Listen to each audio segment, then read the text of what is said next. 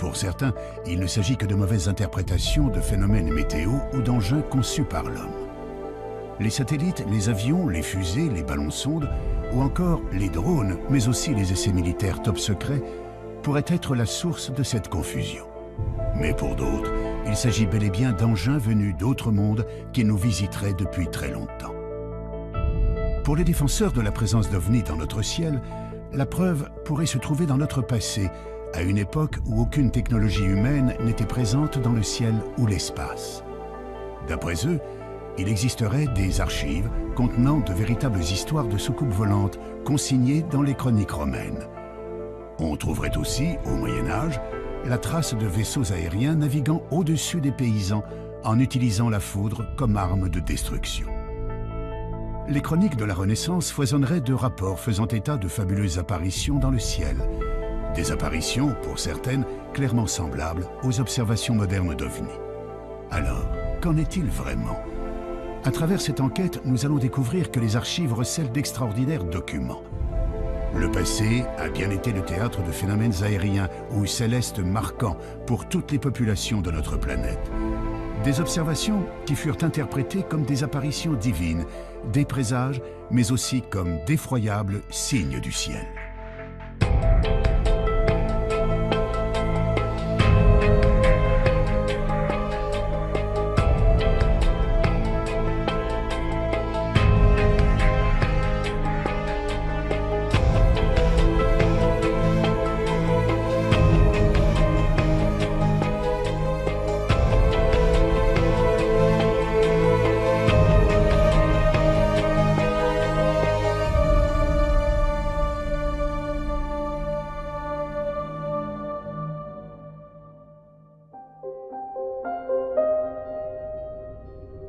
D'après les astronomes, l'univers compte autant d'étoiles que de grains de sable sur notre planète.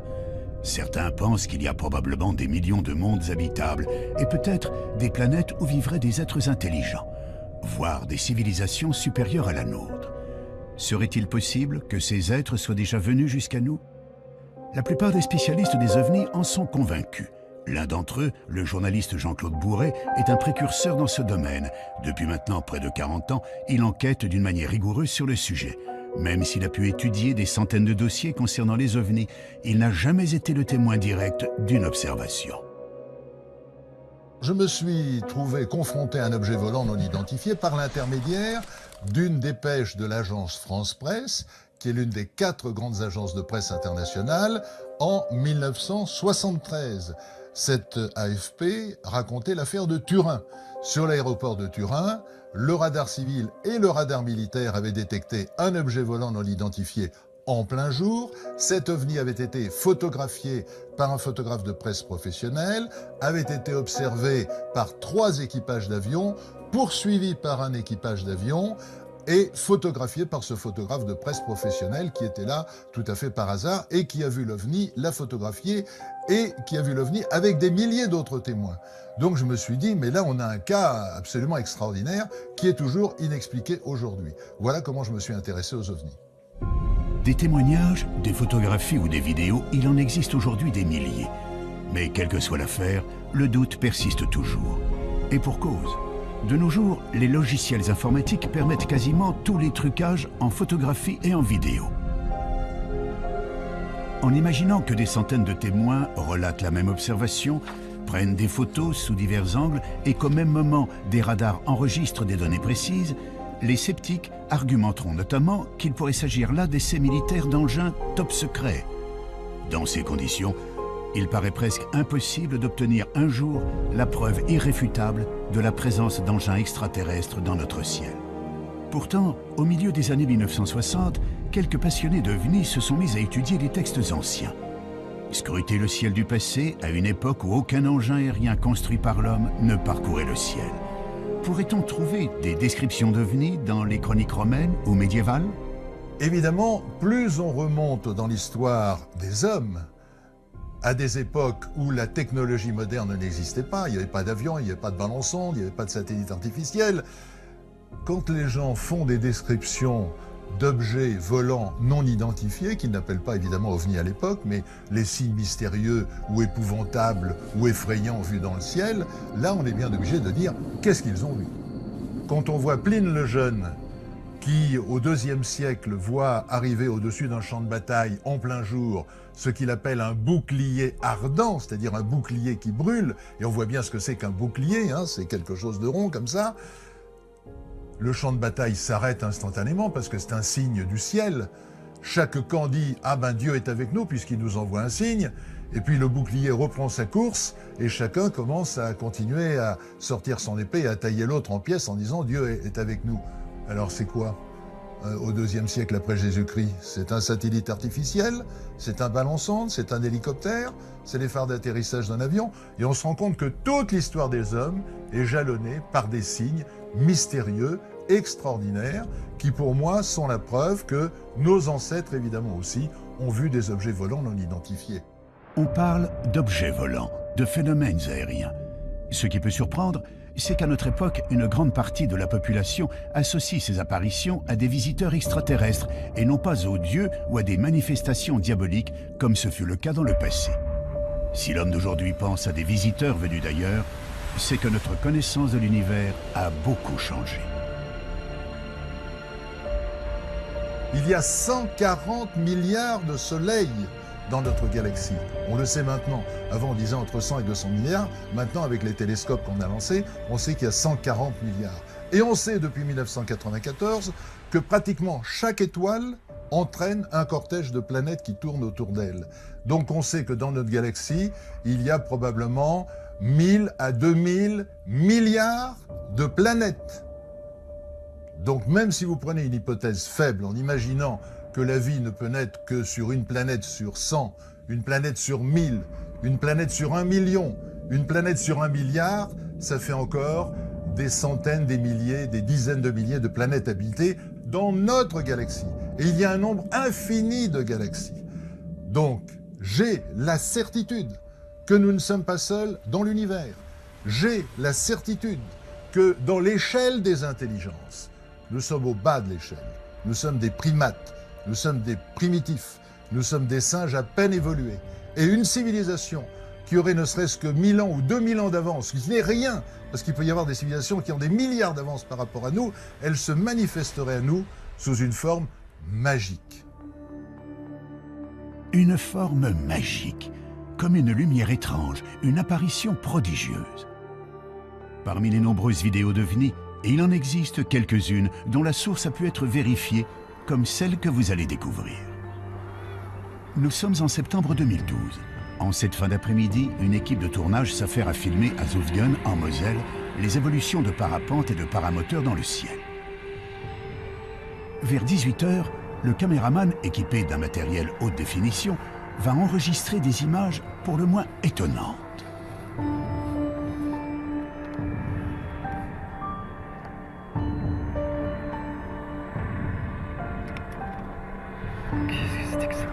Qu'est-ce que tu fais? Je sais pas, un ovni. Je sais pas ce que c'est. Sur les agrandissements et au ralenti, quelques séquences laissent apparaître ce que beaucoup définissent comme une sorte d'ange. Il est facile d'imaginer que si cette étonnante observation avait eu lieu quelques siècles auparavant, la plupart des gens l'auraient perçue comme une apparition divine. Il faut d'ailleurs noter que les références à des phénomènes étranges dans le ciel se retrouvent dans toutes les religions. Certaines des descriptions bibliques pourraient d'ailleurs laisser penser à des observations d'OVNI. Si vous prenez un livre qui est reconnu par tout le monde, le Pentateuque, reconnu par les Juifs, par les chrétiens, par les musulmans, vous avez le livre du prophète Ézéchiel. Eh bien, j'incite les téléspectateurs à prendre une Bible, s'ils en ont une chez eux, à lire la première page du livre du prophète Ézéchiel. Que dit Ézéchiel? Il dit « Et je vis des visions divines, et voici que quelque chose descend du ciel, brillant comme de l'airain luisant, et voici une roue sur la terre, comme si une roue eût été au milieu d'une autre roue, avec des yeux tout autour de la jante de la roue qui est immense. Nous on dirait avec des hublots. Et voici des animaux qui descendent des roues, c'est-à-dire des êtres vivants, mais qui ne sont pas des êtres humains et qu'Ézéchiel appelle des animaux. Et les roues se déplacent et vont là où l'esprit des animaux veut qu'ils aillent. Donc c'est piloté, c'est clairement écrit dans la Bible. Donc là nous sommes 500 ans avant la naissance du Christ.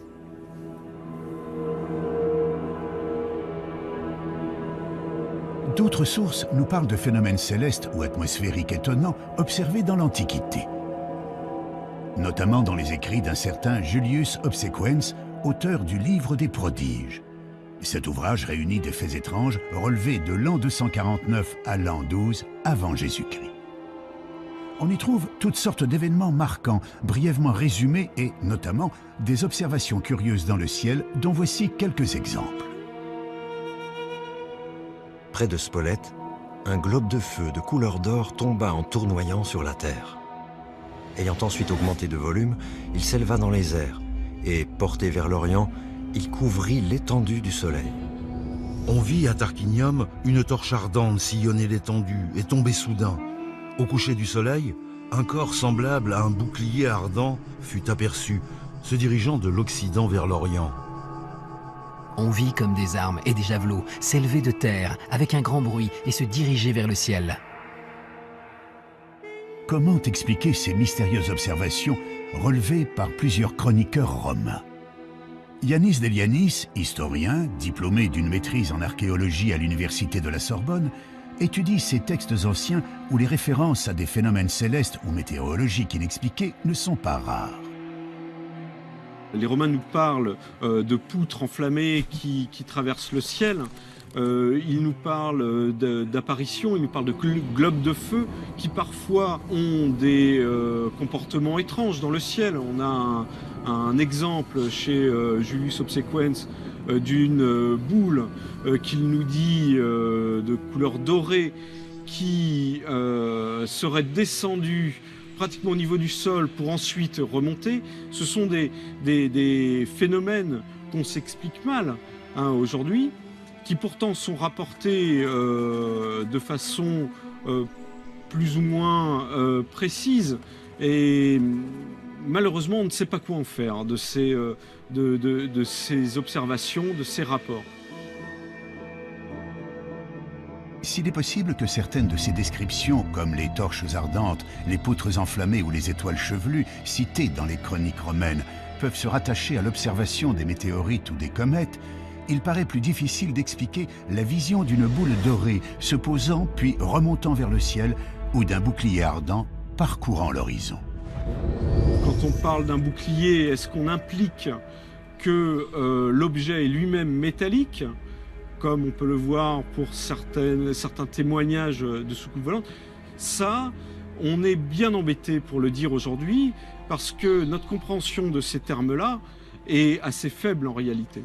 On les rapproche d'une morphologie, la morphologie est évidente, Les Romains classifiaient leurs prodiges suivant une typologie morphologique, ils les classifiaient en fonction de la forme, mais qu'est-ce que ça représentait exactement? Là est toute la question. Les boucliers volants de l'Antiquité restent donc une énigme pour les historiens. On peut aussi s'interroger sur un autre fait surprenant de ces écrits vieux de 1800 ans. À leur lecture, on s'aperçoit que leurs auteurs ne cherchent jamais à expliquer l'origine de ces phénomènes, comme si cela les dépassait de très loin. Les Romains voyaient des choses dans le ciel qu'ils ne s'expliquaient pas forcément ou qu'ils tentaient d'expliquer par une rupture de l'équilibre de la nature. Donc ils cherchaient des interprétations. Et c'était peut-être ce qui les intéressait le plus en réalité, plus que le phénomène lui-même ou que sa nature, était de savoir ce qu'il fallait en faire et comment le comprendre, comment comprendre ces signes. C'est d'ailleurs l'un de ces signes qui marquera un tournant radical dans l'histoire de l'humanité. En effet, en l'an 312, Constantin, qui s'apprête à combattre pour le trône impérial de Rome, voit soudainement apparaître dans le ciel d'Italie une croix étrange, entourée d'un cercle. Il croit y reconnaître un symbole chrétien. Pour le futur empereur, c'est bien sûr un message. alors qu'il ne croyait pas au Dieu des chrétiens, il est désormais persuadé d'être protégé par le Christ. Après sa victoire, Constantin interdira la persécution des chrétiens dans l'Empire, annonçant le début d'une entrée de l'Europe dans l'ère chrétienne. Tout cela suite à l'apparition d'un phénomène étrange dans le ciel d'Italie il y a 17 siècles.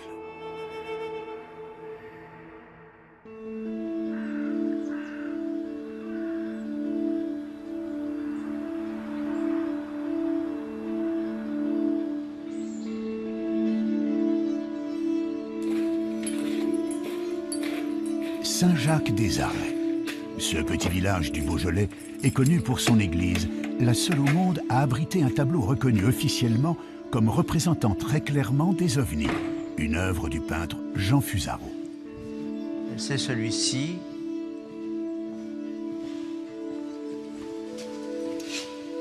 Alors Fusaro, sur le plan graphique, il faut parler du plan graphique aussi, il s'en donne à cœur joie, évidemment, qu'il y a une représentation de toutes les phases de l'histoire de Agobard. C'est tempestaire, le blé, le monde rural, la ruralité. Il y a même un petit hameau Beaujolais, là, derrière la croix, en bas, là. Et puis, il y a cette spatialité différente, cette fabuleuse interprétation de ce qu'on appelle des ovnis au jour d'aujourd'hui, hein. Des ovnis, des bateaux qui voguent dans les nuages. Alors, ce sont soit des bateaux, soit des soucoupes, soit des montgolfières, soit des cochons qui volent, soit des oiseaux qui volent.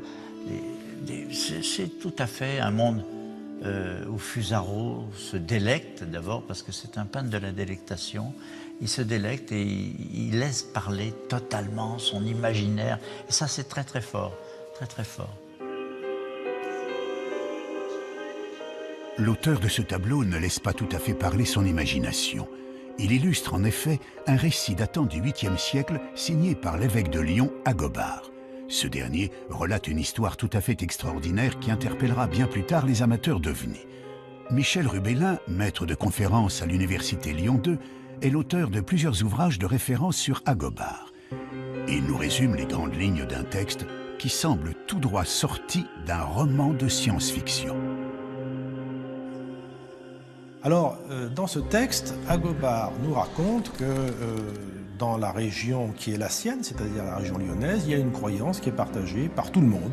Cette croyance, c'est le fait qu'il y a des gens qu'il appelle les tempestaires, qui sont dotés de pouvoirs pour déclencher la grêle et le tonnerre.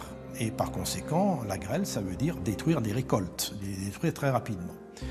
Et puis, il ajoute aussi qu'on croyait aussi dans l'existence de vaisseaux aériens venant d'un pays s'appelant la Magonie, et que de ces vaisseaux aériens descendaient des individus qui venaient récolter les récoltes détruites par la grêle. Détruites par la grêle, commandées par les tempestaires. Et qu'ils prenaient ces récoltes, ils les emmenaient dans leur vaisseau et qu'ils repartaient vers la Magonie.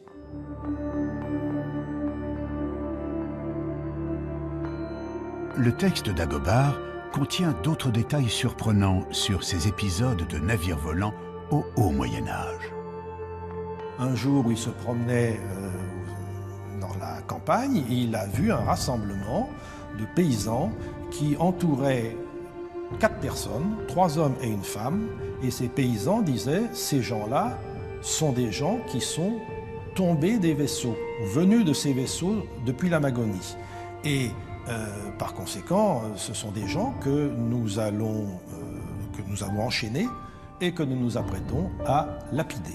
Je dis bien, hein, contrairement à des interprétations qui ont été données par la suite.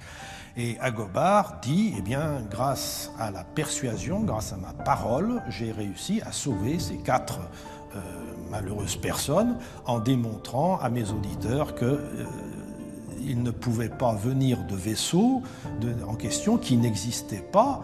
Par conséquent, il fallait absolument éviter de les lapider. Il les a délivrés. C'est tout ce que dit Agobard hein, sur la Magonie et sur les vaisseaux. On peut donc facilement comprendre pourquoi ce texte a enflammé l'imaginaire des ufologues. Et pourtant, il faut rester prudent. Dans ce texte, Agobard n'écrit jamais qu'il a vu lui-même des vaisseaux aériens. ce ne sont en réalité que des récits qui lui sont rapportés. Cette histoire extraordinaire, unique en son genre, qu'on ne retrouve nulle part ailleurs dans les chroniques de cette période, ne serait en fait qu'une rumeur. Mais d'où viendrait cette idée si originale pour l'époque de navires volants? C'est peut-être tout simplement une folklorisation de croyances. La grêle, c'est pour les paysans quelque chose de fondamental. C'est le danger numéro 1 parce que c'est quelque chose qui ne peut pas être prévu et qui, en l'espace de quelques secondes, détruit toutes les récoltes. Donc c'est une des terreurs numéro 1 des paysans. Et je pense qu'autour de cette terreur, eh bien, toute une série de croyances ont pu se développer. Ça vient d'en haut, oui, ça vient d'en haut, ça vient du ciel. Ça vient du ciel parce que dans le ciel, il y a des puissances qui envoient la grêle. Alors ces puissances, de là à les mettre dans un navire aérien, je veux dire, le pas est pas très difficile à franchir. Difficile pourtant de retrouver d'autres récits issus du folklore qui nous parlent de navires volants pilotés par des êtres venus d'un autre monde. Si l'on n'a pas encore découvert à ce jour de textes équivalents, il existe pourtant des représentations anciennes de vaisseaux naviguant dans le ciel pilotés par des êtres à l'apparence humaine. Ces représentations sont visibles dans une église située dans le monastère de Dekani, au Kosovo. Parmi les fresques et les icônes datant du milieu du XIVe siècle, on peut apercevoir sur une crucifixion 2 engins aériens très particuliers. 2 petits vaisseaux occupés chacun par un homme qui semble faire office de pilote. Une représentation peinte il y a plus de 700 ans et qui, on peut le comprendre, a passionné les amateurs d'ovnis qui pensent avoir trouvé là une véritable preuve d'ovnis dans les temps anciens. Mais pour mieux comprendre, il faut visiter d'autres églises plus proches de nous qui abritent des représentations assez comparables à celles de Dekani. En Belgique, à Chevetogne, se trouve un petit monastère occupé, tout comme au Kosovo, par des religieux orthodoxes.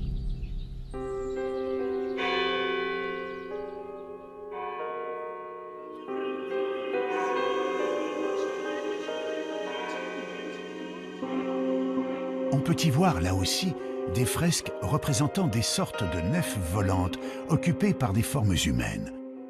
On retrouve également des formes assez similaires aux vaisseaux de Dekani, des peintures représentant des objets aériens semblant parcourir le ciel et dans lesquels on perçoit des visages humains. Se pourrait-il que nous soyons là en présence d'une certaine symbolique religieuse? Il faut comprendre que dans l'iconographie orthodoxe, on est très sensible au texte biblique. Donc chaque fois qu'il y a une image qu'on voit, cette image, on voit au texte biblique. La fresque de Dekani concerne la crucifixion. Si l'on suit les évangiles, il est mentionné à plusieurs reprises que les ténèbres tombèrent sur Jérusalem de midi à 3 heures le jour de la crucifixion. Pour beaucoup, il s'agirait d'une éclipse. C'est donc pour symboliser cette éclipse que les artistes de Dekani ou de Chevetogne auraient fait figurer une lune et un soleil incarnés de chaque côté de la croix. Mais dans l'Église orthodoxe, cette représentation est plutôt rare. On a un cadre, donc il y a des règles strictes pour peindre tel ou tel saint ou telle scène biblique. Et on a des livres où c'est écrit avec beaucoup de précision. Pour telle scène, il faut faire ça, il faut faire ça, il faut faire ça. Donc, s'il y a des icônes ou des fresques où on peut voir, par exemple, des éléments qui paraissent bizarres, peut-être il faut se poser la question qui a réalisé cette fresque. Est-ce que c'est un vrai iconographe ou c'est un artiste qui a mis en jeu sa fantaisie?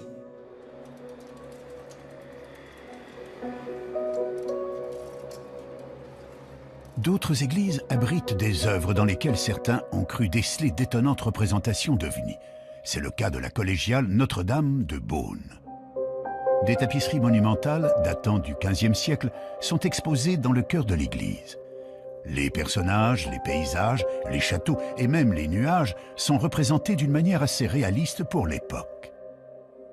On y perçoit surtout, figurant dans le ciel à 2 reprises, des objets sombres, ressemblant très clairement à ce que l'on nommerait aujourd'hui des soucoupes volantes. Serait-on là face à une volonté des artistes de l'époque de faire figurer une observation particulière dans le ciel du XVe siècle? La réponse à cette énigme se trouve en fait dans l'histoire même des tapisseries. Il faut remonter aux commanditaires, aux financeurs de cette œuvre. Or, il se trouve que l'un des généreux donateurs était le cardinal Jean Rollin, un cardinal que les artistes de l'époque, pour une raison que l'on ignore, n'ont pas pu représenter physiquement sur les tapisseries. Alors, pour le remercier, ils ont tout simplement fait broder sa coiffe, le symbole de son rang, autrement dit son chapeau, au-dessus de tous les autres personnages. Une explication difficilement contestable, même si certains avancent le fait qu'un chapeau de cardinal est toujours représenté en rouge et surtout pas en noir. Il s'avère donc très périlleux de chercher des preuves de l'existence des ovnis dans les peintures, les fresques ou les broderies des siècles passés. Cependant, un travail de recherche dans les archives pourrait permettre de dénicher des cas de phénomènes inexplicables dans le ciel de nos ancêtres.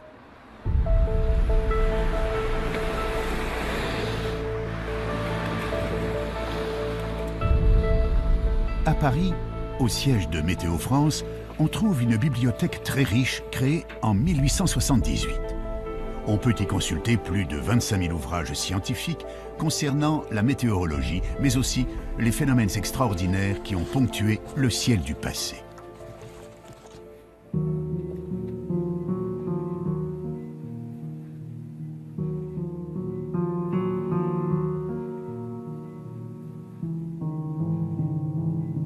On a la chance d'avoir une bibliothèque qui est très riche et ancienne. On a des livres à partir du XVIe siècle.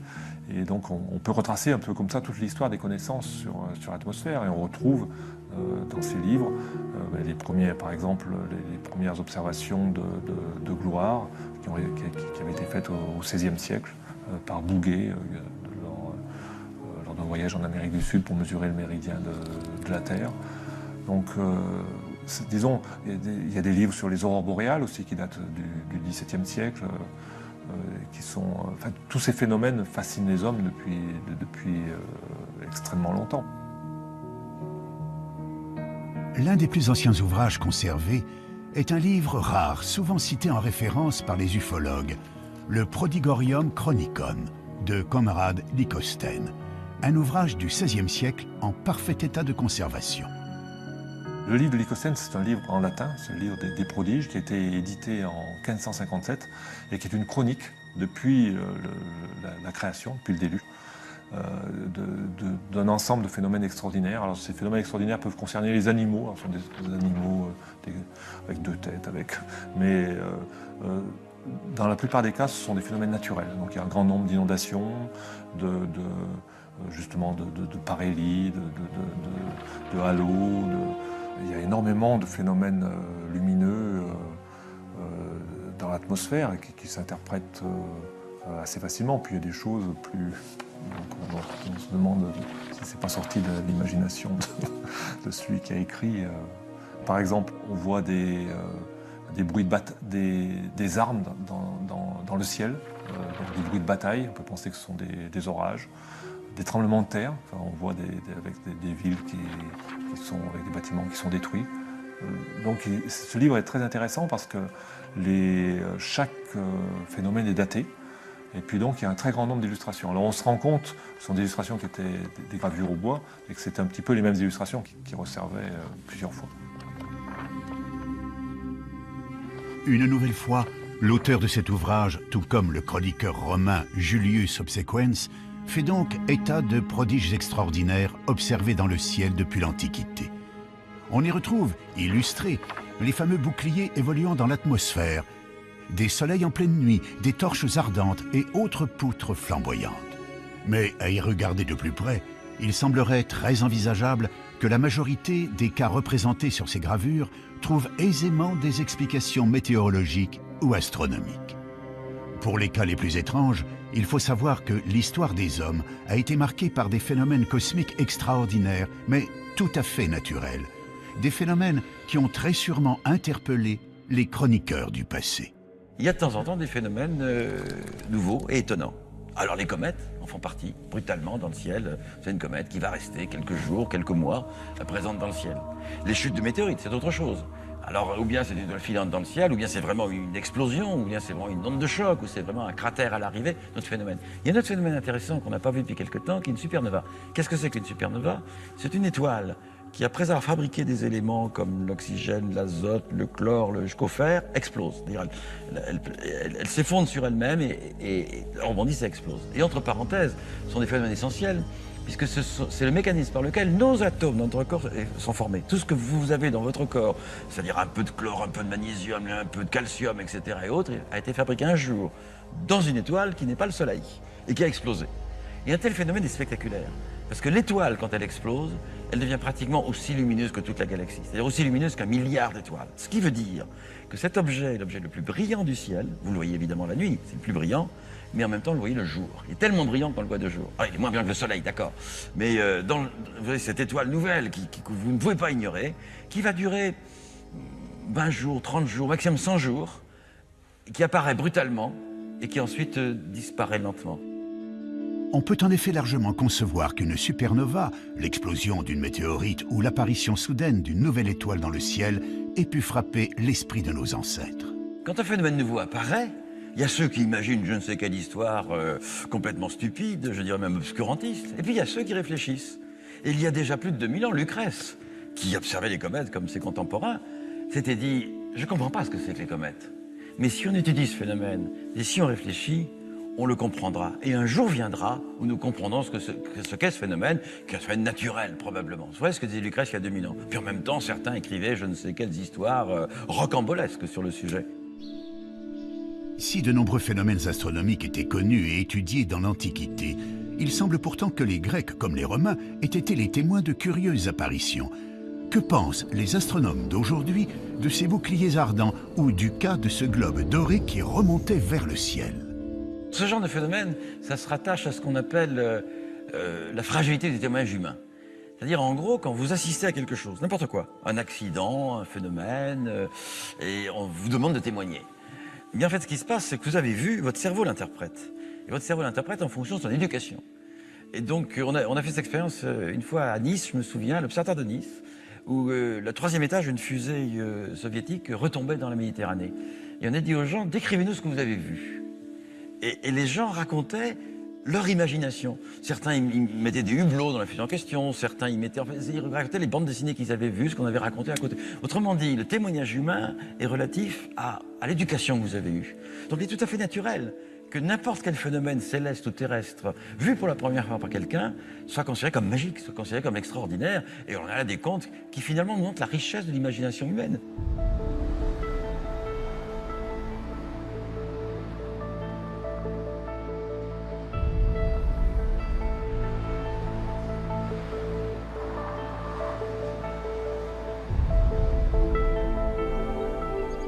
La ville de Nice détient justement un document qui a enflammé l'imagination de nombreux ufologues. Le document en question se trouve aux archives communales et il renfermerait l'un des cas les plus énigmatiques d'OVNI dans le passé.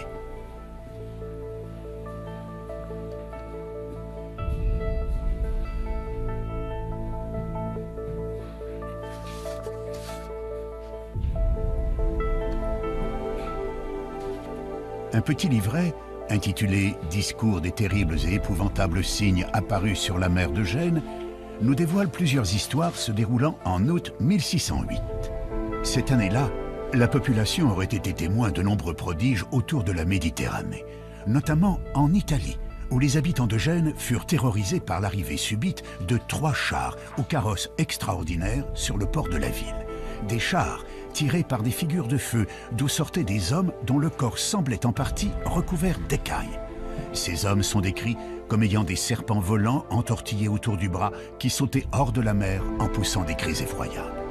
L'auteur nous signale que des gens seraient morts de terreur devant ce spectacle épouvantable et que le Seigneur des lieux aurait ordonné qu'on tire plus de 800 coups de canon contre ces incroyables engins qui n'en furent nullement effrayés. Face à un texte de cette nature, il est assez compréhensible que certains puissent y voir une véritable scène de science-fiction en plein XVIIe siècle. Ce document, il apparaît en 1608. Il fait partie de toute cette littérature de prodige qui est très florissante au XVIIe siècle. Et c'est ce qu'on appelle un canard. Un canard, c'est un petit pamphlet d'environ 8 pages qui relate des événements prodigieux, ce qu'on appelle à l'époque des signes effroyables, des signes épouvantables, suivant les termes utilisés à l'époque. S'il y avait beaucoup de journaux, de canards dans ce genre à l'époque, se pourrait-il qu'il existe d'autres documents, d'autres sources qui fassent mention de cet événement ? Dans le cas précis de ce canard et de cet événement, qui est quand même un événement qui a duré 15 jours, qui a certainement marqué les esprits, eh bien cet événement, curieusement, ne se retrouve pas dans d'autres documents à Gênes. On n'a aucune chronique aucune chronique génoise qui parle de cet événement, et c'est fort curieux. C'est fort curieux parce que certainement cela implique que l'événement n'a pas eu lieu. Encore une fois, l'imagination débordante des humains serait-elle à l'œuvre ? Durant ses recherches, Yanis Delianis a pu mettre la main sur des gravures datées du XVIIe siècle. On y voit des représentations de navires étrangement décorés, tirés par des sortes de dragons et entourés de personnages mi-hommes, mi-poissons, tenant dans leurs mains ce qu'on pourrait prendre pour des serpents volants. Le nombre de points communs semble donc important entre le texte sur les épouvantables signes sur la mer de Gênes et ces gravures qui datent, tout comme le canard, de 1608. On retrouve à cette époque-là, en novembre 1608, se passe un événement important à Florence.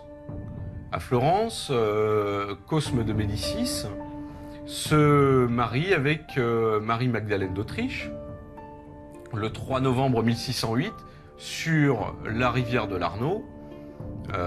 Se monte pour célébrer ce mariage une grande fête nautique basée sur les argonautiques d'Apollonius de Rhodes, et on retrouve dans les textes nous décrivant cet événement-là, ces festivités, beaucoup d'éléments qui rappellent les apparitions telles qu'elles sont décrites dans le canard.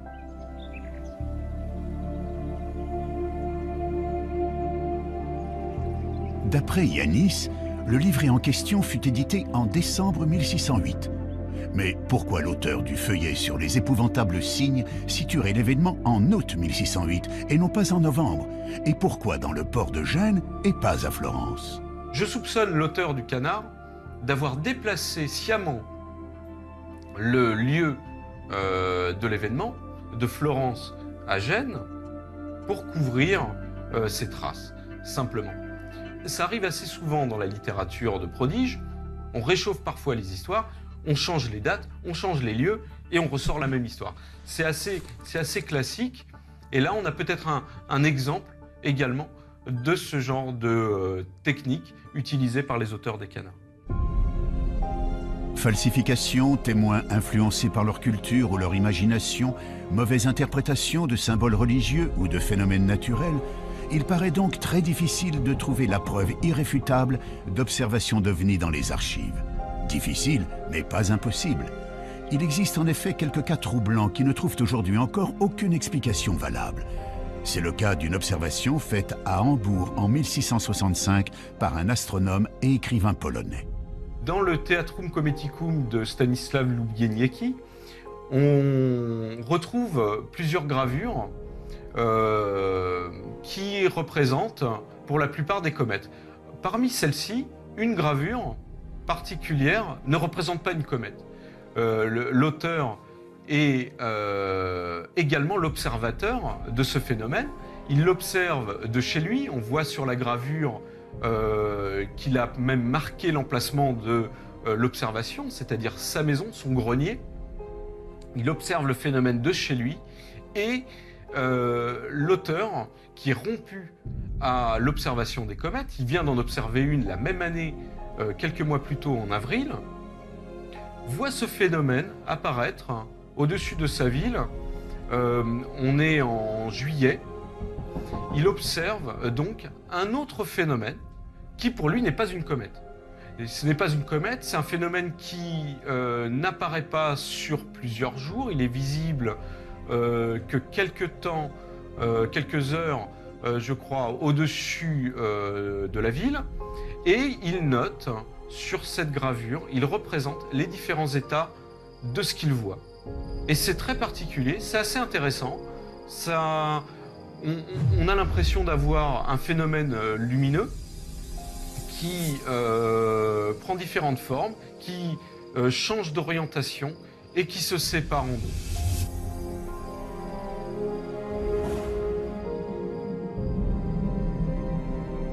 Difficile cette fois de remettre ce témoignage en cause ou d'y trouver une explication naturelle connue. D'autres auteurs à l'esprit également scientifique relateront eux aussi des observations extraordinaires dans le ciel au XVIIIe et XIXe siècle. On peut par exemple découvrir dans un traité de météorologie paru en Belgique en 1837 l'étrange spectacle qui eut lieu dans le ciel des Pays-Bas durant l'été 1812. Le 23 août, vers les 9h du soir, M. Nieuwenhuis, ministre à Utrecht, revenant d'une maison de campagne, aperçut dans le ciel une bande de la largeur de 2 fois le diamètre de la Lune. Au commencement, elle parut formée de quelques traits de feu parallèles, qui allaient en se rapprochant puis se réunissaient. La lumière augmenta par degrés, la bande devint rouge de feu, et le milieu comme le fer incandescent. Et il s'en élança des rayons enflammés, qui à 3 reprises différentes s'épanouirent et se contractèrent en se dirigeant vers le nord. Tout à coup, il en partit un corps semblable à une étoile rouge de feu. En peu d'instants, elle devint grande comme la moitié de la Lune. Sa lumière devint étincelante et presque aussi éclatante que celle du soleil couchant. Ce globe retourna alors dans le milieu de la bande dont il était sorti. Il a ensuite poursuivi sa route au-delà, et son éclat s'affaiblit en raison de la distance. Là encore, ce phénomène observé aux Pays-Bas il y a plus de 200 ans reste une affaire totalement inexpliquée.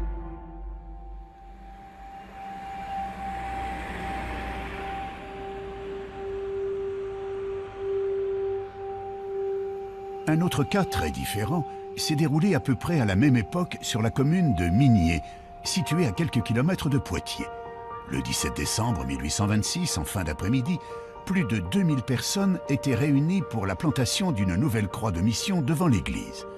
Le prêtre était en train de faire son sermon, évoquant l'apparition de la croix de Constantin au IVe siècle, quand soudain est apparue dans le ciel, au-dessus des personnes réunies, une croix couchée de plus de 40 mètres de long, lumineuse, d'une couleur grise rosée, dont les contours étaient parfaitement nets.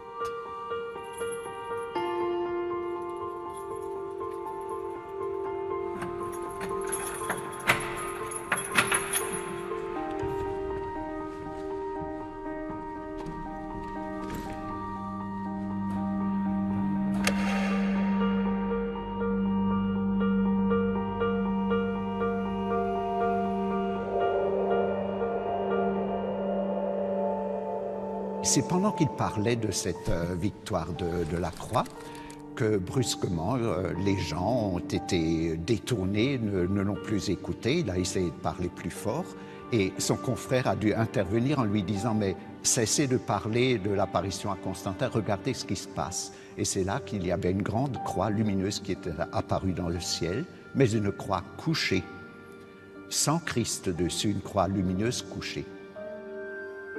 L'émotion fut immense. La plupart des gens présents se mirent à pleurer, à crier, mais surtout à prier. Cette croix gigantesque, située seulement à une 60aine de mètres au-dessus de leur tête, était silencieuse, immobile et surtout d'une netteté parfaite, diront les témoins. Ces gens, pour la plupart des paysans qui avaient donc l'habitude des phénomènes naturels, n'ont a priori pas pu confondre cette apparition avec un nuage à la forme particulière. D'ailleurs, les rapports de l'époque font état d'un ciel parfaitement clair ce jour-là. La croix resta en place durant plusieurs dizaines de minutes.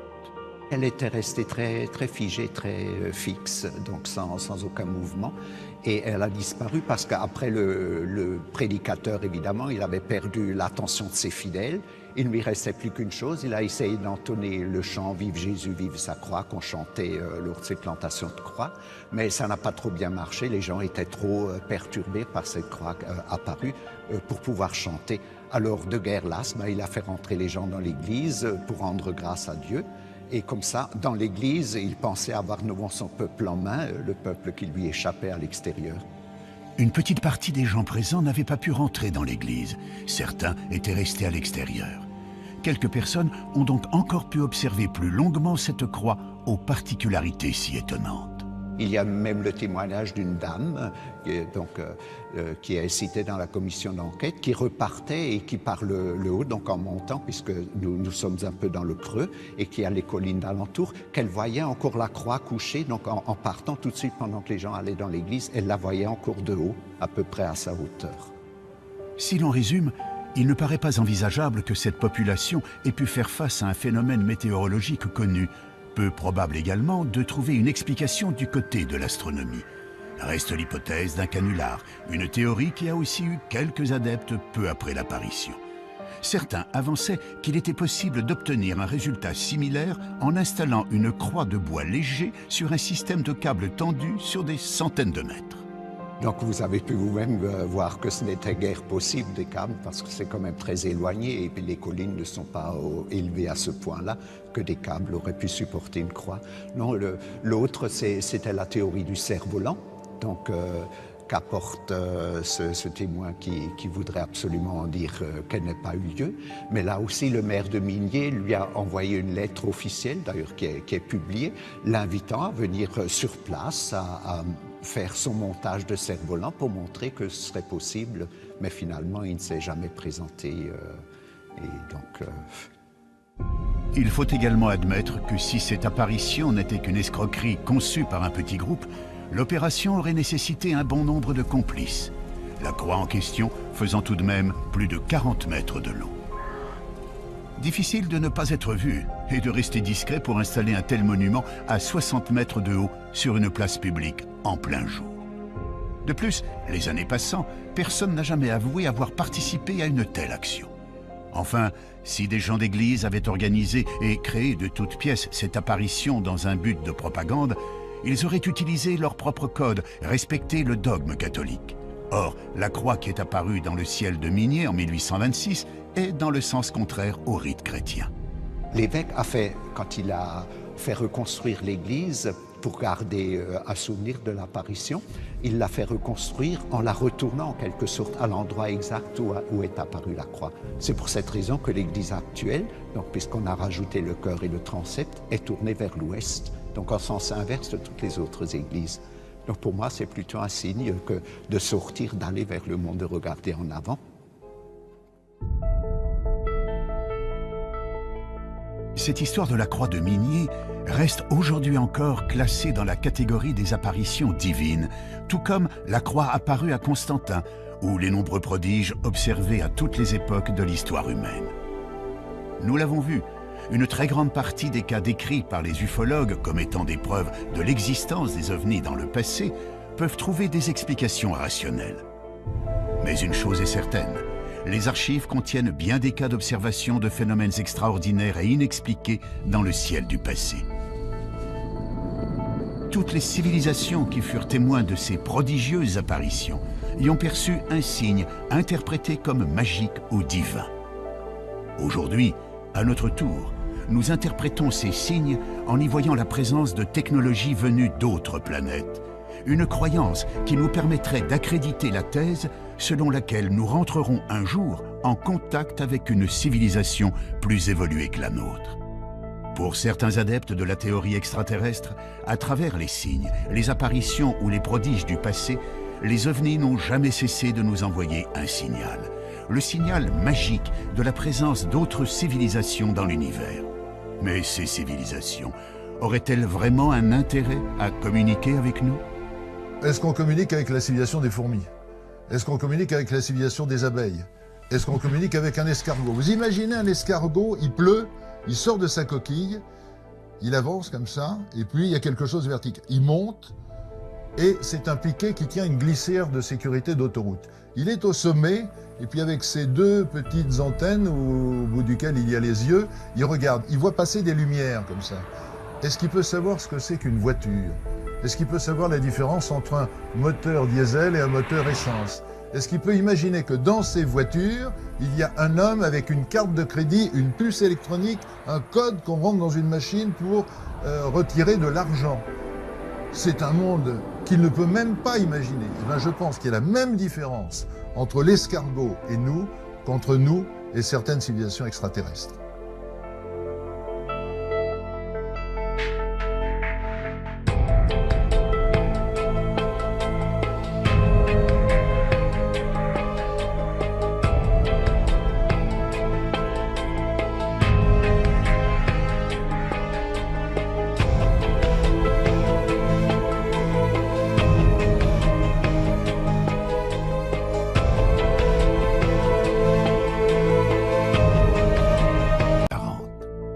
Pour certains, il ne s'agit que de mauvaises interprétations de phénomènes météo ou d'engins conçus par l'homme.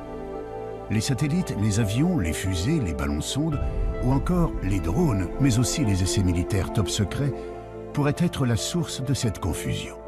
Mais pour d'autres, il s'agit bel et bien d'engins venus d'autres mondes qui nous visiteraient depuis très longtemps. Pour les défenseurs de la présence d'OVNI dans notre ciel, la preuve pourrait se trouver dans notre passé, à une époque où aucune technologie humaine n'était présente dans le ciel ou l'espace.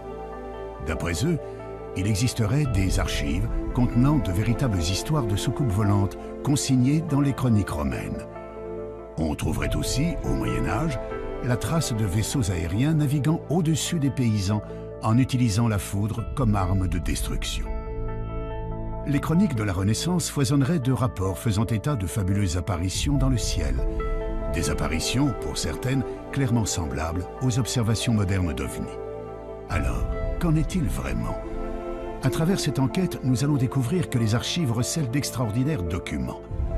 Le passé a bien été le théâtre de phénomènes aériens ou célestes marquants pour toutes les populations de notre planète.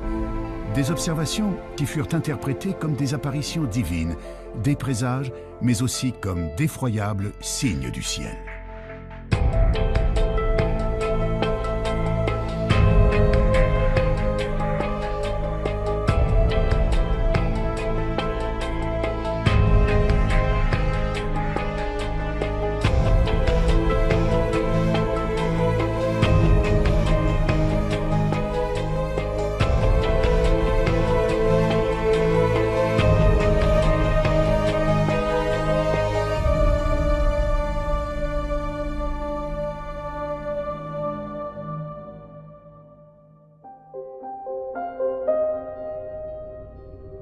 D'après les astronomes, l'univers compte autant d'étoiles que de grains de sable sur notre planète.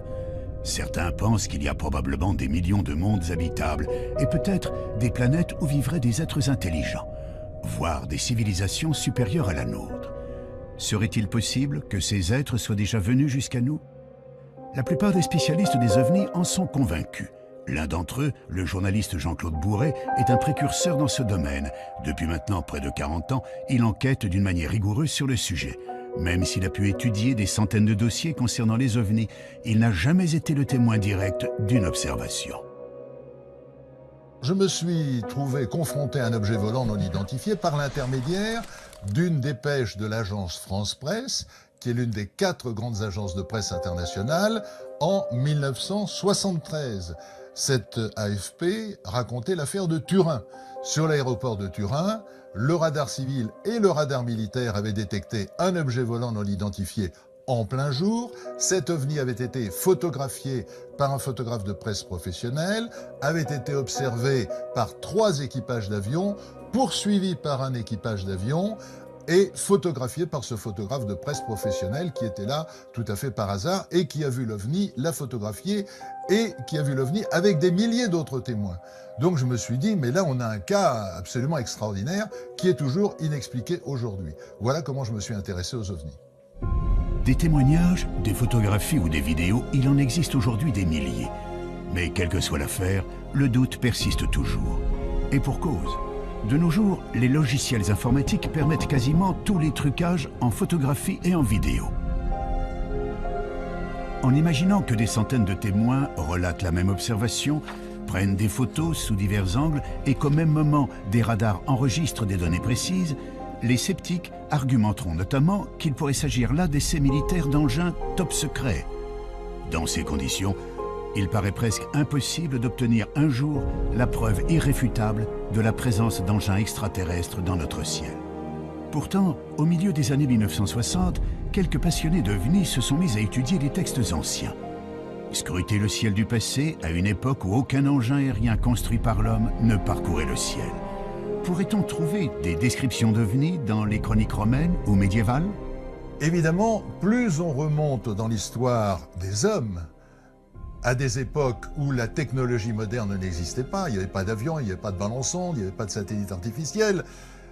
Quand les gens font des descriptions d'objets volants non identifiés, qu'ils n'appellent pas évidemment ovnis à l'époque, mais les signes mystérieux ou épouvantables ou effrayants vus dans le ciel, là on est bien obligé de dire qu'est-ce qu'ils ont vu. Quand on voit Pline le Jeune, qui au IIe siècle voit arriver au-dessus d'un champ de bataille en plein jour ce qu'il appelle un bouclier ardent, c'est-à-dire un bouclier qui brûle, et on voit bien ce que c'est qu'un bouclier, hein, c'est quelque chose de rond comme ça. Le champ de bataille s'arrête instantanément parce que c'est un signe du ciel. Chaque camp dit « Ah ben Dieu est avec nous puisqu'il nous envoie un signe ». Et puis le bouclier reprend sa course et chacun commence à continuer à sortir son épée et à tailler l'autre en pièces en disant « Dieu est avec nous ». Alors c'est quoi au IIe siècle après Jésus-Christ? C'est un satellite artificiel, c'est un ballon-sonde, c'est un hélicoptère, c'est les phares d'atterrissage d'un avion. Et on se rend compte que toute l'histoire des hommes est jalonnée par des signes mystérieux, extraordinaires, qui pour moi sont la preuve que nos ancêtres, évidemment aussi, ont vu des objets volants non identifiés. On parle d'objets volants, de phénomènes aériens. Ce qui peut surprendre, c'est qu'à notre époque, une grande partie de la population associe ces apparitions à des visiteurs extraterrestres et non pas aux dieux ou à des manifestations diaboliques comme ce fut le cas dans le passé. Si l'homme d'aujourd'hui pense à des visiteurs venus d'ailleurs, c'est que notre connaissance de l'univers a beaucoup changé. Il y a 140 milliards de soleils dans notre galaxie. On le sait maintenant. Avant, on disait entre 100 et 200 milliards. Maintenant, avec les télescopes qu'on a lancés, on sait qu'il y a 140 milliards. Et on sait depuis 1994 que pratiquement chaque étoile entraîne un cortège de planètes qui tournent autour d'elle. Donc on sait que dans notre galaxie, il y a probablement 1000 à 2000 milliards de planètes. Donc même si vous prenez une hypothèse faible en imaginant que la vie ne peut naître que sur une planète sur 100, une planète sur 1000, une planète sur 1 million, une planète sur 1 milliard, ça fait encore des centaines, des milliers, des dizaines de milliers de planètes habitées dans notre galaxie. Et il y a un nombre infini de galaxies. Donc, j'ai la certitude que nous ne sommes pas seuls dans l'univers.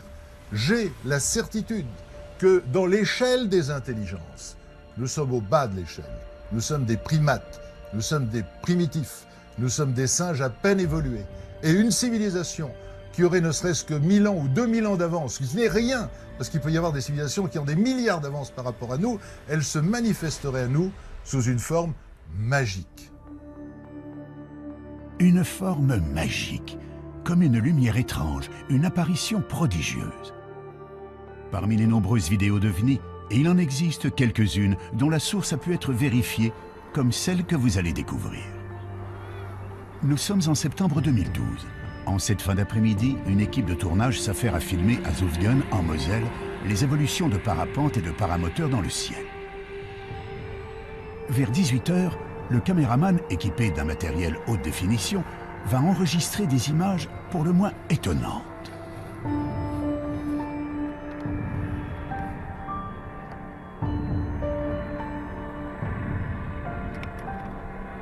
Qu'est-ce que c'était que ça? C'est quoi ce que tu fais? Je sais pas, un ovni? Je sais pas ce que c'est. Sur les agrandissements et au ralenti, quelques séquences laissent apparaître ce que beaucoup définissent comme une sorte d'ange. Il est facile d'imaginer que si cette étonnante observation avait eu lieu quelques siècles auparavant, la plupart des gens l'auraient perçue comme une apparition divine. Il faut d'ailleurs noter que les références à des phénomènes étranges dans le ciel se retrouvent dans toutes les religions. Certaines des descriptions bibliques pourraient d'ailleurs laisser penser à des observations d'ovnis. Si vous prenez un livre qui est reconnu par tout le monde, le Pentateuque, reconnu par les Juifs, par les chrétiens, par les musulmans. Vous avez le livre du prophète Ézéchiel. Eh bien, j'incite les téléspectateurs à prendre une Bible, s'ils en ont une chez eux, à lire la première page du livre du prophète Ézéchiel. Que dit Ézéchiel? Il dit « Et je vis des visions divines, et voici que quelque chose descend du ciel, brillant comme de l'airain luisant, et voici une roue sur la terre, comme si une roue eût été au milieu d'une autre roue, avec des yeux tout autour de la jante de la roue qui est immense, nous on dirait avec des hublots. Et voici des animaux qui descendent des roues, c'est-à-dire des êtres vivants, mais qui ne sont pas des êtres humains et qu'Ézéchiel appelle des animaux. Et les roues se déplacent et vont là où l'esprit des animaux veut qu'ils aillent. Donc c'est piloté, c'est clairement écrit dans la Bible. Donc là nous sommes 500 ans avant la naissance du Christ.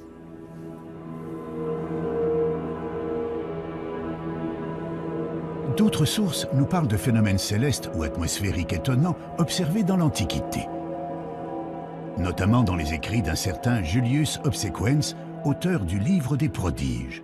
Cet ouvrage réunit des faits étranges relevés de l'an 249 à l'an 12 avant Jésus-Christ.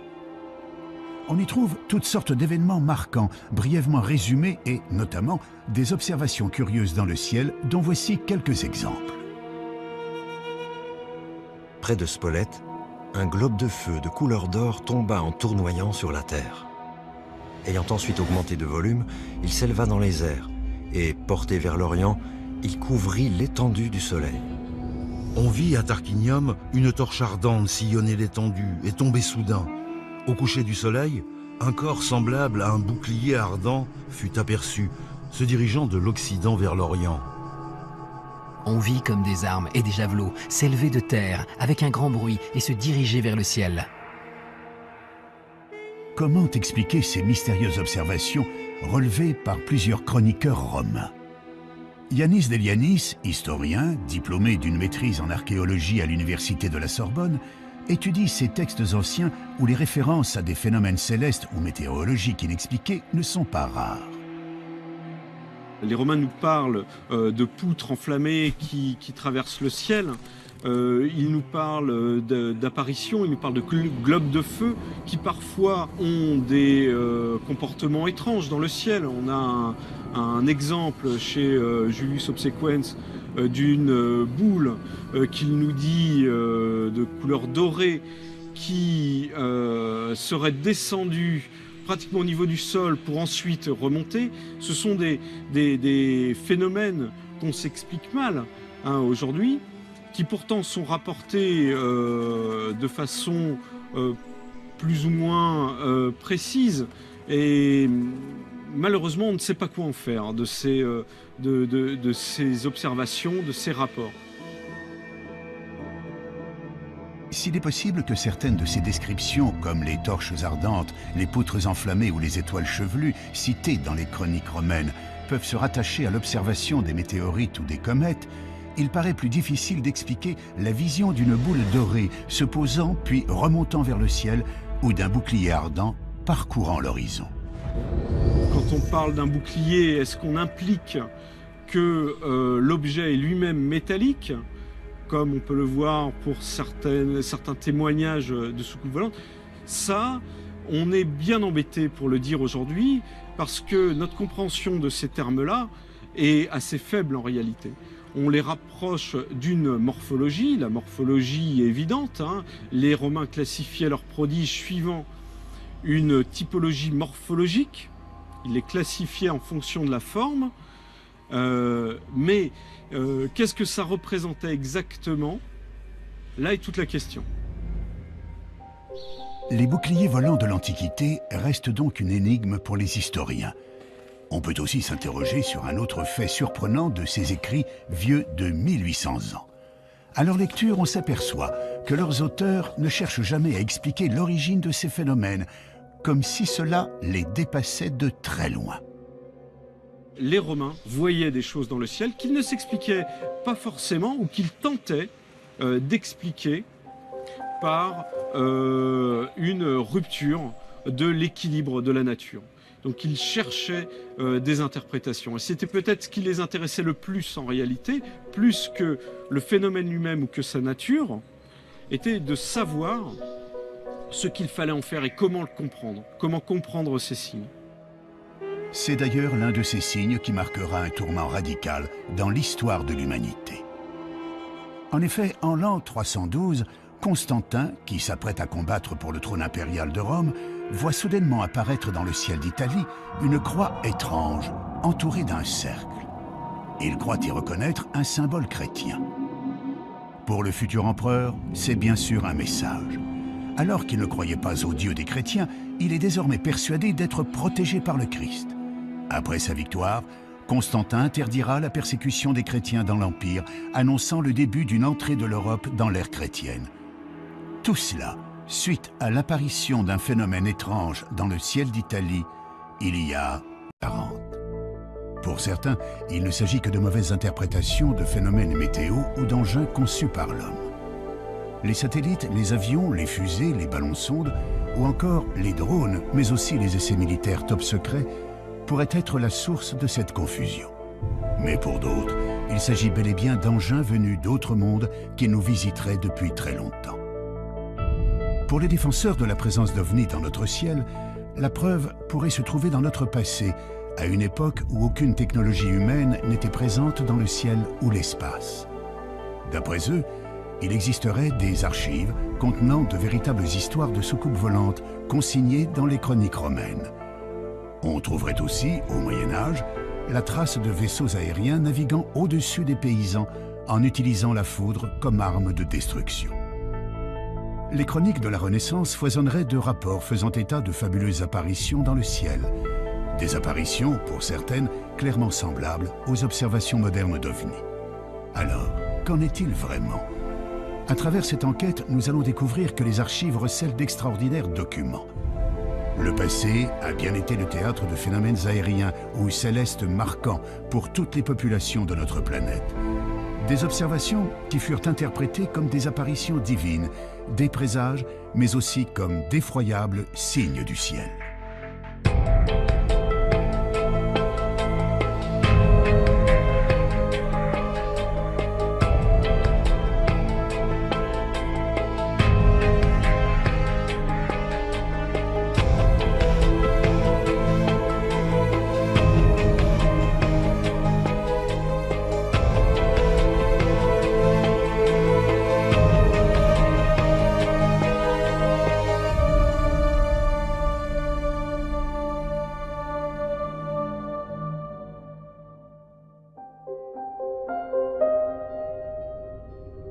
D'après les astronomes, l'univers compte autant d'étoiles que de grains de sable sur notre planète. Certains pensent qu'il y a probablement des millions de mondes habitables et peut-être des planètes où vivraient des êtres intelligents, voire des civilisations supérieures à la nôtre. Serait-il possible que ces êtres soient déjà venus jusqu'à nous? La plupart des spécialistes des ovnis en sont convaincus. L'un d'entre eux, le journaliste Jean-Claude Bourret, est un précurseur dans ce domaine. Depuis maintenant près de 40 ans, il enquête d'une manière rigoureuse sur le sujet. Même s'il a pu étudier des centaines de dossiers concernant les ovnis, il n'a jamais été le témoin direct d'une observation. Je me suis trouvé confronté à un objet volant non identifié par l'intermédiaire d'une dépêche de l'agence France Presse, qui est l'une des 4 grandes agences de presse internationales, en 1973. Cette AFP racontait l'affaire de Turin. Sur l'aéroport de Turin, le radar civil et le radar militaire avaient détecté un objet volant non identifié en plein jour. Cet ovni avait été photographié par un photographe de presse professionnel, avait été observé par 3 équipages d'avions, poursuivi par un équipage d'avion, et photographié par ce photographe de presse professionnel qui était là tout à fait par hasard et qui a vu l'OVNI, l'a photographié et qui a vu l'OVNI avec des milliers d'autres témoins. Donc je me suis dit, mais là on a un cas absolument extraordinaire qui est toujours inexpliqué aujourd'hui. Voilà comment je me suis intéressé aux OVNIs. Des témoignages, des photographies ou des vidéos, il en existe aujourd'hui des milliers. Mais quelle que soit l'affaire, le doute persiste toujours. Et pour cause. De nos jours, les logiciels informatiques permettent quasiment tous les trucages en photographie et en vidéo. En imaginant que des centaines de témoins relatent la même observation, prennent des photos sous divers angles et qu'au même moment, des radars enregistrent des données précises, les sceptiques argumenteront notamment qu'il pourrait s'agir là d'essais militaires d'engins top secrets. Dans ces conditions, il paraît presque impossible d'obtenir un jour la preuve irréfutable de la présence d'engins extraterrestres dans notre ciel. Pourtant, au milieu des années 1960, quelques passionnés d'OVNI se sont mis à étudier les textes anciens. Scruter le ciel du passé à une époque où aucun engin aérien construit par l'homme ne parcourait le ciel. Pourrait-on trouver des descriptions d'OVNI dans les chroniques romaines ou médiévales? Évidemment, plus on remonte dans l'histoire des hommes, à des époques où la technologie moderne n'existait pas, il n'y avait pas d'avion, il n'y avait pas de ballon sonde, il n'y avait pas de satellite artificiel. Quand les gens font des descriptions d'objets volants non identifiés, qu'ils n'appellent pas évidemment OVNI à l'époque, mais les signes mystérieux ou épouvantables ou effrayants vus dans le ciel, là on est bien obligé de dire qu'est-ce qu'ils ont vu. Quand on voit Pline le Jeune, qui au IIe siècle voit arriver au-dessus d'un champ de bataille en plein jour ce qu'il appelle un bouclier ardent, c'est-à-dire un bouclier qui brûle, et on voit bien ce que c'est qu'un bouclier, hein, c'est quelque chose de rond comme ça. Le champ de bataille s'arrête instantanément parce que c'est un signe du ciel. Chaque camp dit « Ah ben Dieu est avec nous puisqu'il nous envoie un signe ». Et puis le bouclier reprend sa course et chacun commence à continuer à sortir son épée et à tailler l'autre en pièces en disant « Dieu est avec nous ». Alors c'est quoi au IIe siècle après Jésus-Christ? C'est un satellite artificiel, c'est un ballon sonde, c'est un hélicoptère, c'est les phares d'atterrissage d'un avion. Et on se rend compte que toute l'histoire des hommes est jalonnée par des signes mystérieux, extraordinaires, qui pour moi sont la preuve que nos ancêtres, évidemment aussi, ont vu des objets volants non identifiés. On parle d'objets volants, de phénomènes aériens. Ce qui peut surprendre, c'est qu'à notre époque, une grande partie de la population associe ces apparitions à des visiteurs extraterrestres et non pas aux dieux ou à des manifestations diaboliques comme ce fut le cas dans le passé. Si l'homme d'aujourd'hui pense à des visiteurs venus d'ailleurs, c'est que notre connaissance de l'univers a beaucoup changé. Il y a 140 milliards de soleils dans notre galaxie. On le sait maintenant. Avant, on disait entre 100 et 200 milliards. Maintenant, avec les télescopes qu'on a lancés, on sait qu'il y a 140 milliards. Et on sait depuis 1994 que pratiquement chaque étoile entraîne un cortège de planètes qui tournent autour d'elle. Donc on sait que dans notre galaxie, il y a probablement 1000 à 2000 milliards de planètes. Donc même si vous prenez une hypothèse faible en imaginant que la vie ne peut naître que sur une planète sur 100, une planète sur 1000, une planète sur 1 million, une planète sur 1 milliard, ça fait encore des centaines, des milliers, des dizaines de milliers de planètes habitées dans notre galaxie. Et il y a un nombre infini de galaxies. Donc, j'ai la certitude que nous ne sommes pas seuls dans l'univers. J'ai la certitude que dans l'échelle des intelligences, nous sommes au bas de l'échelle. Nous sommes des primates. Nous sommes des primitifs, nous sommes des singes à peine évolués. Et une civilisation qui aurait ne serait-ce que 1000 ans ou 2000 ans d'avance, qui n'est rien, parce qu'il peut y avoir des civilisations qui ont des milliards d'avance par rapport à nous, elle se manifesterait à nous sous une forme magique. Une forme magique, comme une lumière étrange, une apparition prodigieuse. Parmi les nombreuses vidéos d'OVNI, et il en existe quelques-unes dont la source a pu être vérifiée, comme celle que vous allez découvrir. Nous sommes en septembre 2012. En cette fin d'après-midi, une équipe de tournage s'affaire à filmer à Zutphen, en Moselle, les évolutions de parapente et de paramoteurs dans le ciel. Vers 18h, le caméraman, équipé d'un matériel haute définition, va enregistrer des images pour le moins étonnantes.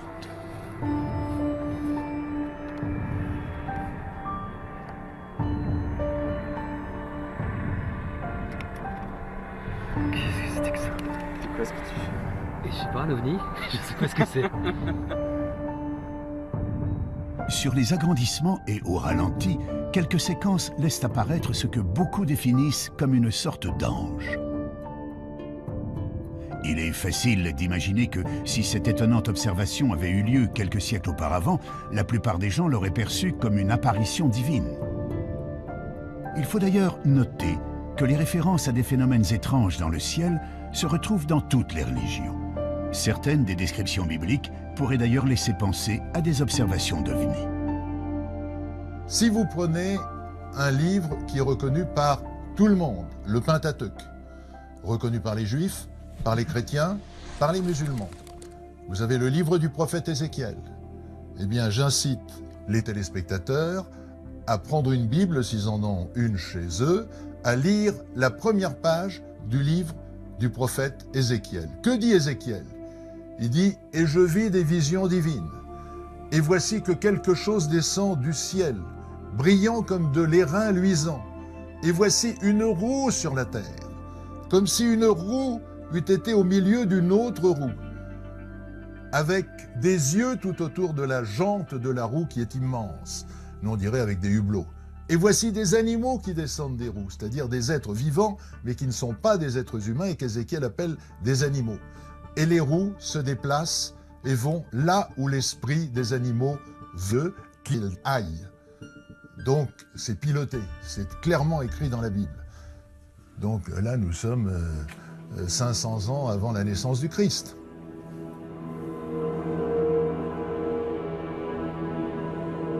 D'autres sources nous parlent de phénomènes célestes ou atmosphériques étonnants observés dans l'Antiquité, notamment dans les écrits d'un certain Julius Obsequens, auteur du Livre des Prodiges. Cet ouvrage réunit des faits étranges relevés de l'an 249 à l'an 12 avant Jésus-Christ. On y trouve toutes sortes d'événements marquants, brièvement résumés et, notamment, des observations curieuses dans le ciel dont voici quelques exemples. Près de Spolète, un globe de feu de couleur d'or tomba en tournoyant sur la terre. Ayant ensuite augmenté de volume, il s'éleva dans les airs et, porté vers l'Orient, il couvrit l'étendue du soleil. On vit à Tarquinium une torche ardente sillonner l'étendue et tomber soudain. Au coucher du soleil, un corps semblable à un bouclier ardent fut aperçu, se dirigeant de l'Occident vers l'Orient. On vit comme des armes et des javelots s'élever de terre avec un grand bruit et se diriger vers le ciel. Comment expliquer ces mystérieuses observations relevées par plusieurs chroniqueurs romains? Yannis Delianis, historien, diplômé d'une maîtrise en archéologie à l'université de la Sorbonne, étudie ces textes anciens où les références à des phénomènes célestes ou météorologiques inexpliqués ne sont pas rares. Les Romains nous parlent de poutres enflammées qui traversent le ciel. Ils nous parlent d'apparitions, ils nous parlent de globes de feu qui parfois ont des comportements étranges dans le ciel. On a un exemple chez Julius Obsequens d'une boule qu'il nous dit de couleur dorée qui serait descendue pratiquement au niveau du sol pour ensuite remonter. Ce sont des phénomènes qu'on s'explique mal aujourd'hui, qui pourtant sont rapportés de façon plus ou moins précise. Et malheureusement, on ne sait pas quoi en faire de ces observations, de ces rapports. S'il est possible que certaines de ces descriptions, comme les torches ardentes, les poutres enflammées ou les étoiles chevelues, citées dans les chroniques romaines, peuvent se rattacher à l'observation des météorites ou des comètes, il paraît plus difficile d'expliquer la vision d'une boule dorée se posant puis remontant vers le ciel ou d'un bouclier ardent parcourant l'horizon. Quand on parle d'un bouclier, est-ce qu'on implique que l'objet est lui-même métallique, comme on peut le voir pour certains témoignages de soucoupes volantes? Ça, on est bien embêté pour le dire aujourd'hui, parce que notre compréhension de ces termes-là est assez faible en réalité.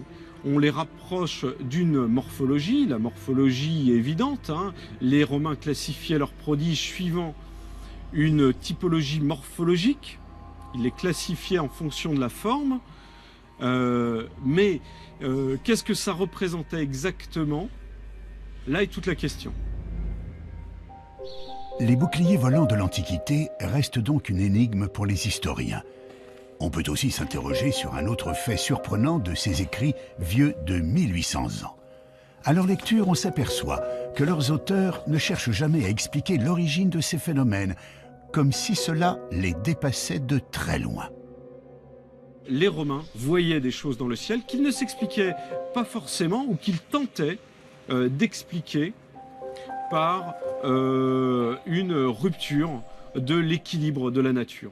Donc ils cherchaient des interprétations. Et c'était peut-être ce qui les intéressait le plus en réalité, plus que le phénomène lui-même ou que sa nature, était de savoir ce qu'il fallait en faire et comment le comprendre, comment comprendre ces signes. C'est d'ailleurs l'un de ces signes qui marquera un tournant radical dans l'histoire de l'humanité. En effet, en l'an 312, Constantin, qui s'apprête à combattre pour le trône impérial de Rome, voit soudainement apparaître dans le ciel d'Italie une croix étrange, entourée d'un cercle. Il croit y reconnaître un symbole chrétien. Pour le futur empereur, c'est bien sûr un message. Alors qu'il ne croyait pas au Dieu des chrétiens, il est désormais persuadé d'être protégé par le Christ. Après sa victoire, Constantin interdira la persécution des chrétiens dans l'Empire, annonçant le début d'une entrée de l'Europe dans l'ère chrétienne.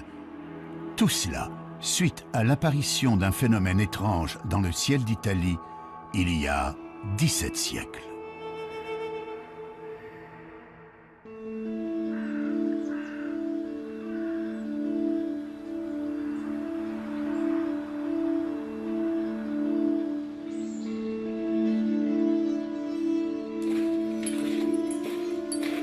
Saint-Jacques-des-Arrêts. Ce petit village du Beaujolais est connu pour son église, la seule au monde à abriter un tableau reconnu officiellement comme représentant très clairement des ovnis, une œuvre du peintre Jean Fusaro. C'est celui-ci.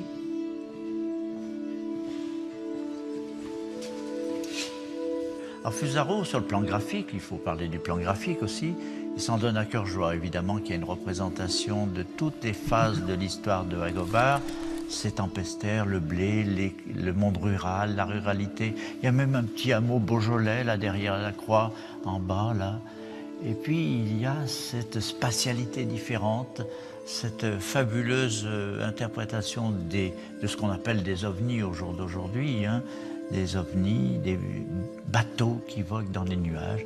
Alors, ce sont soit des bateaux, soit des soucoupes, soit des montgolfières, soit des cochons qui volent, soit des oiseaux qui volent. C'est tout à fait un monde où Fusaro se délecte d'abord, parce que c'est un peintre de la délectation. Il se délecte et il laisse parler totalement son imaginaire. Et ça, c'est très très fort, très très fort. L'auteur de ce tableau ne laisse pas tout à fait parler son imagination. Il illustre en effet un récit datant du 8e siècle signé par l'évêque de Lyon, Agobard. Ce dernier relate une histoire tout à fait extraordinaire qui interpellera bien plus tard les amateurs d'ovnis. Michel Rubellin, maître de conférences à l'université Lyon 2, est l'auteur de plusieurs ouvrages de référence sur Agobard. Il nous résume les grandes lignes d'un texte qui semble tout droit sorti d'un roman de science-fiction. Alors, dans ce texte, Agobard nous raconte que dans la région qui est la sienne, c'est-à-dire la région lyonnaise, il y a une croyance qui est partagée par tout le monde. Cette croyance, c'est le fait qu'il y a des gens qu'il appelle les tempestaires, qui sont dotés de pouvoirs pour déclencher la grêle et le tonnerre. Et par conséquent, la grêle, ça veut dire détruire des récoltes, les détruire très rapidement. Et puis, il ajoute aussi qu'on croyait aussi dans l'existence de vaisseaux aériens venant d'un pays s'appelant la Magonie, et que de ces vaisseaux aériens descendaient des individus qui venaient récolter les récoltes détruites par la grêle. Détruites par la grêle, commandées par les tempestaires. Et qu'ils prenaient ces récoltes, ils les emmenaient dans leur vaisseau et qu'ils repartaient vers la Magonie.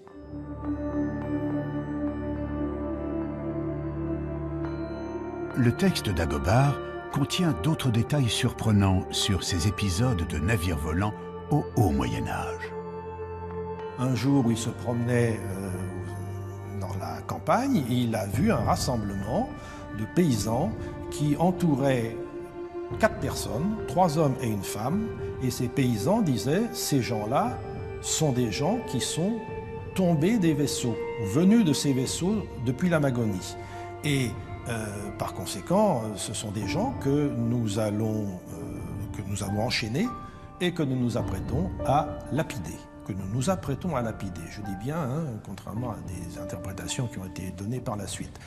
Et Agobard dit, eh bien, grâce à la persuasion, grâce à ma parole, j'ai réussi à sauver ces 4 malheureuses personnes en démontrant à mes auditeurs qu'ils ne pouvaient pas venir de vaisseaux en question qui n'existaient pas. Par conséquent, il fallait absolument éviter de les lapider. Il les a délivrés. C'est tout ce que dit Agobard hein, sur la Magonie et sur les vaisseaux. On peut donc facilement comprendre pourquoi ce texte a enflammé l'imaginaire des ufologues. Et pourtant, il